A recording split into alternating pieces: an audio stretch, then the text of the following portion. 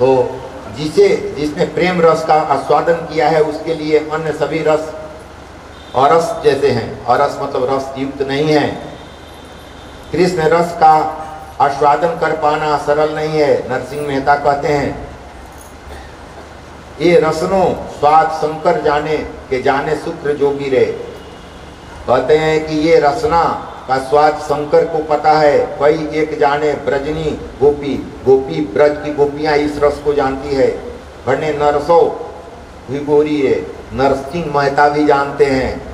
अर्थात इस रस का आस्वादन शंकर सुखदेव योगी और ब्रज की गोपियां जैसे ही कर सकते हैं, क्योंकि वो लोग निर्विकारी हैं।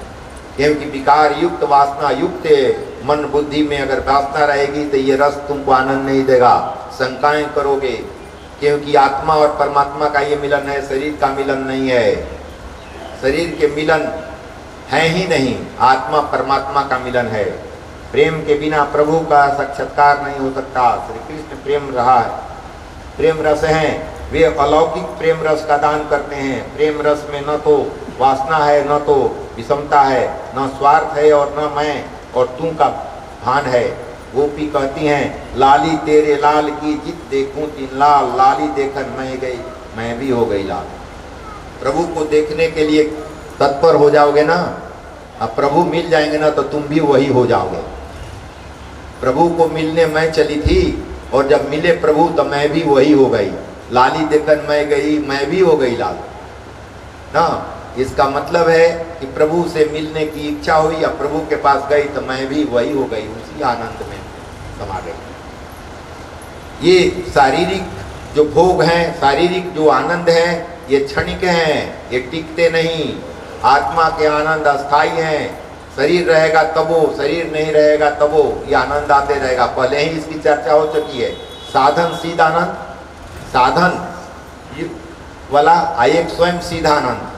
स्वयं सीधा आनंद मतलब जहाँ है वहीं आनंदित है, यानी कि आत्मा परमात्मा का मिलन है।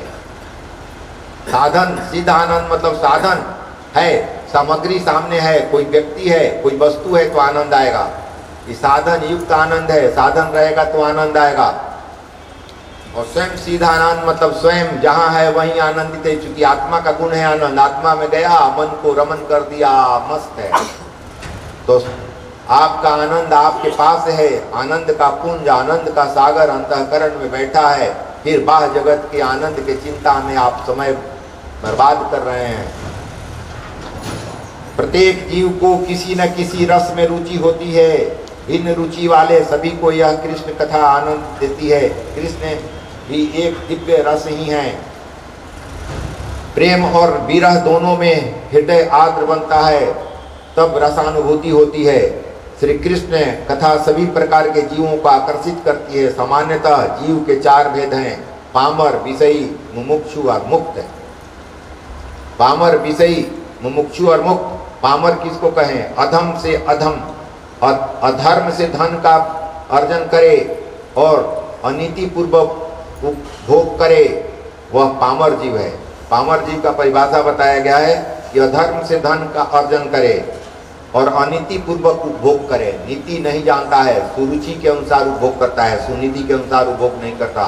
यानी वेश्यावृत्ति और शराब पीने लगता है, उटपुटांग ढंग से भोज्य पदार्थ खाने लगता है धन के मद में, तो पामर है। विषयी कौन है? धर्म का पालन करके, कमाई करके इंद्रिय सुख का उपभोग करे, वह विषयी जीव है। धर्म का पालन करके कमाई कर रहा है, लेकिन इंद्रिय सुख के लिए उसका उपयोग कर रहा है, इंद्रिय सुख के लिए उपयोग कर रहा है, वो जीव विषयी जीव है।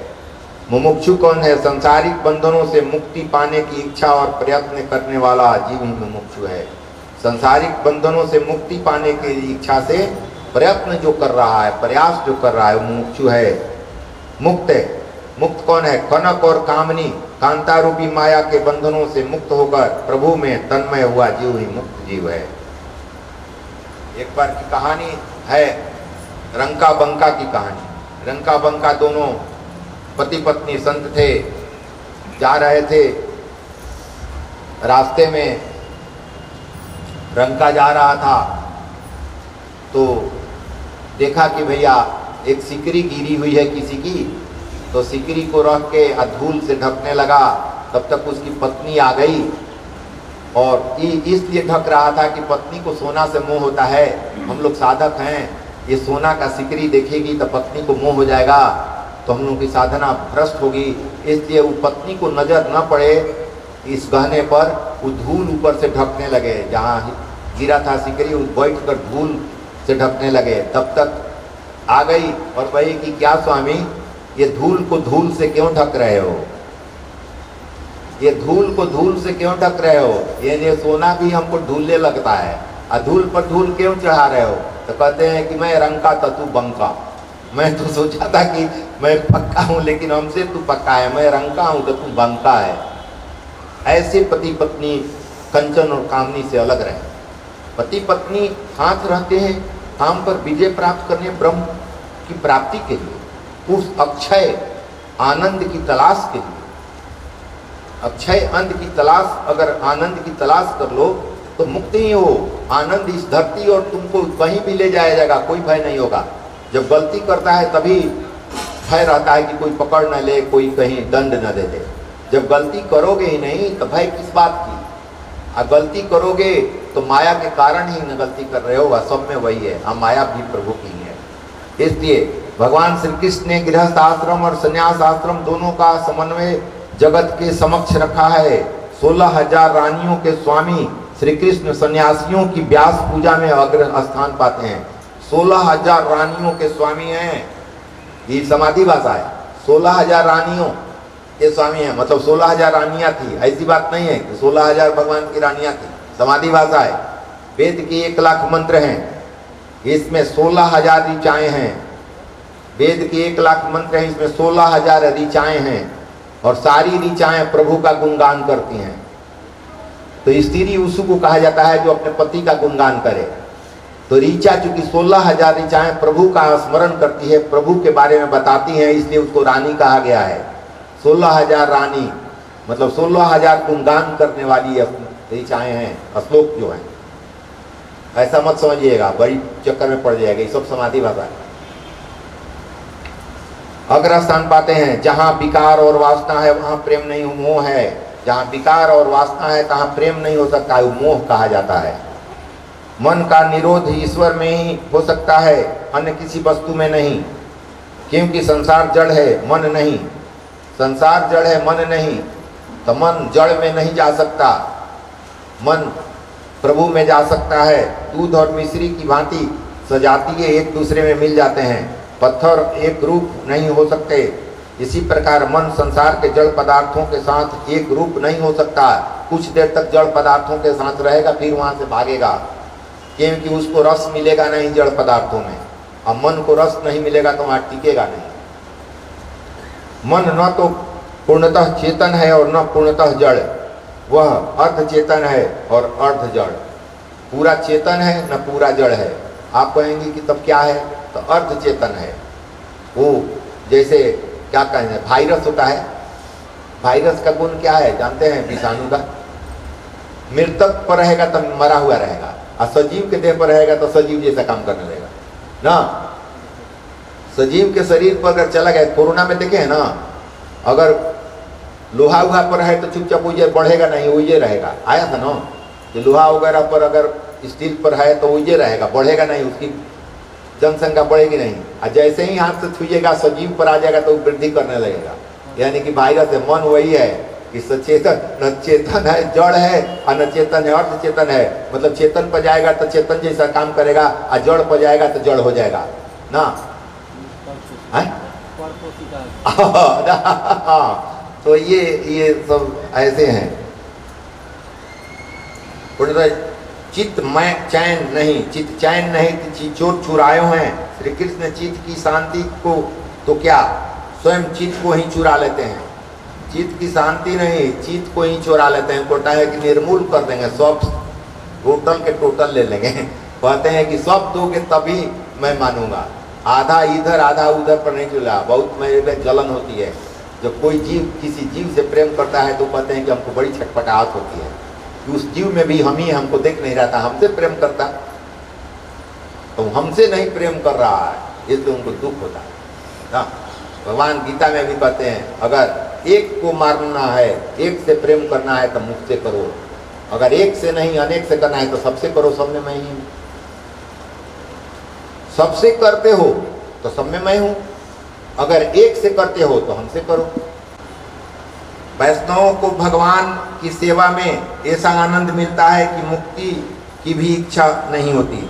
वैष्णव लोगों को भगवान की सेवा में इतना आनंद मिल जाता है, वो नहीं चाहते हैं कि हमको मुक्ति हो जाए। तुकाराम भी नहीं कहे कि हमको मुक्त कर दो प्रभु, जैसी आपकी इच्छा, जहां रखिएगा वहां रखेंगे, जो काम दीजिएगा वही करेंगे। भक्त ये नहीं कहते हैं कि हमको मुक्त कर दो। मुक्त क्यों कर दो भैया? मुक्ति भी एक स्वार्थ ही है। प्रभु का मैं पूजन कर रहा हूँ और कहूँ कि मुक्ति दे दीजिए, ये भी मांग ही है, ये भी बनियौती ही है कि मैं पूजन कर रहा हूँ इसलिए हमको मुक्ति दीजिए। जो साधक है वो कभी नहीं कहेगा कि हमको मुक्त कर दीजिए। हमारा कार्य, मैं अपना कार्य कर रहा हूँ, प्रभु आप अपना कार्य कीजिए। हमारा जो कार्य है वो मैं कर रहा हूँ, आपका जो कार्य है आपको जो अच्छा लगे वो कीजिए ना। हमको जो अच्छा लग रहा है कर रहे हैं, हमको आपकी भक्ति चाहिए, हम भक्ति करेंगे, हम आपकी सेवा करेंगे, उसके बदले मुझे कुछ नहीं चाहिए। गोपियाँ तो कुछ मांग नहीं रही। भगवान श्री कृष्ण ने द्वारिका में जाकर एक बार नाटक किए। नारद जी पूछने लगे कि ये रानियां जो हैं, माताएं जो हैं, ये कौन आपको ज़्यादा मानती हैं? तो कहते हैं कि नारद रुको परीक्षा ले लेते हैं। नारद जी से कहते हैं कि रुक जाओ परीक्षा ले लेते हैं, कौन, तुम सामने देख लेना कौन कितना मानता है। उनको पेट में दर्द का ही सब कोई नाटक करता है। पेट में तो पता चलता नहीं कि कौन कौन अंग है, कितना दर्द, कोई भी करेगा पेट में दर्द है, माथा में दर्द, और पता चलेगा कि दर्द कहाँ है। पेट में दर्द है भैया, भगवान को दर्द हो गया और जीर्ण हो गया है, तो वैद्य को बुलाया गया, वैद्य दवा दिया, नहीं ठीक हुआ, तो बहुत लोग परेशान हो गया, सब राजमहल परेशान हो गई द्वारिका में। तो पूछा गया कि भैया आप ही बताइए ना, सब कोई तो दवा हार गया है, आप कैसे आपका ठीक होगा? हाँ, तो ये नारद बता सकता है, हमको तो कुछ पता नहीं है, मतलब हम जानते हैं थोड़े, हमको तो दर्द है। तो नारद जी कहते हैं कि ये वो दवा है, इनका भक्त जो है, जो सबसे ज़्यादा मानता है, वो अगर पैर अपना धो के पिला दे तो इनका पेट का दर्द ठीक, क्योंकि अजीर्ण हुआ है, तो पेट में अजीर्ण हुआ है, तो भक्त के चरण अगर धो के उसका पानी इनको पिला दे जाए तो ये ठीक हो जाए। तो कहा गया रुक्मिणी जी को कि भैया दे दीजिए, आप ही ना सबसे मुख्य हैं। अरे कि ना बाप रे बाप, हम नहीं देंगे, भगवान को अपना चरण धो के पानी पिलाएंगे, हम नहीं देंगे, ये नहीं है, दूसरा उपाय खोजिए। सत्यभामा को बुलाइए, सब लोगों को बुलाया गया, किसी ने कुछ नहीं किया, भक्त लोगों को भी बुलाया गया, कोई कहा कि नहीं भगवान को हम चरण नहीं देंगे, हम उनका चरण पीते हैं, हम नहीं देंगे, यही तो बहुत पाप लगेगा। बहुत समय हो गया, ठीक है नहीं हो रहा है, तो बताया गया, भेजा गया कि जसोदा माँ से कहो, जाके जसोदा जी से कहो, वहाँ कहो। इनकी माताओं से भी पूछा गया, देवकी वासुदेव से भी पूछा, सबको पूछा गया, कोई नहीं दिया। कहा कि जाओ गोकुल में, यहाँ से दूत गया, भैया वहाँ से ले आओ पानी, यही उपाय है। तो पानी ले आओ वहाँ। जैसे ही गोपियों को पता चला, राधिका जी को, वो लोग अपना अपना चरण धोने देने के तैयार हो गए, नहीं हमारा ले जाइए ना, हमारा ले जाइए ना। जसोदा जी भी, नंद बाबा भी, सब कोई पानी देने को चरण धो के तैयार हो गया, ले जाइए नारद जी, पिला देंगे, ठीक हो जाएंगे ना। हाँ तो हाँ ठीक हो जाएंगे। चरण धो के आ गए, पता चला तो पी गए, अब पी गए तो उनका दर्द ठीक हो गया। तो कहे कि क्या देखे? तो यही देखे प्रभु कि वो तो गोपियाँ और माँ जसोदा जी हैं, वो कहीं कि अरे वो दर्द से परेशान है, अब बस इतनी छोटी सी बात है कि हम लोग अपना चरण धो के देंगे और ठीक हो जाएगा। अगर वो ठीक हो जाएगा, एक जन्म नहीं करोड़ों जन्म हम नरक में रहने के लिए तैयार हैं। पाप, पूरा ब्रह्मांड का पाप भी मेरे माथे पर लगेगा तो भी मैं देने को तैयार हूं। अब देखिए कितना उन लोगों का प्रेम था। प्रेम तो इसको कहते हैं जहां स्वार्थ न हो। प्रेम का परिभाषा पहले ही बताया गया, प्रेम में स्वार्थ नहीं होता। आपको डर लग रहा है, परीक्षा ली गई थी, भगवान लिए थे, कौन ज्यादा मानता है? गोपियां ज्यादा, राधिका मानती है, हमारी माँ मानती है, जसोदा। जसोदा का मतलब पहले ही बताया, जस दूसरे को दे, अपजस अपने माथे पर दे, इसका अर्थ ही है। तो वहां के सब लोग देने को तैयार है, यहाँ कोई देने को तैयार नहीं है। इसीलिए कहते हैं द्वारिका हमको काटता है, मथुरा हमको काटता है, गोकुल जैसा कुछ भी नहीं है।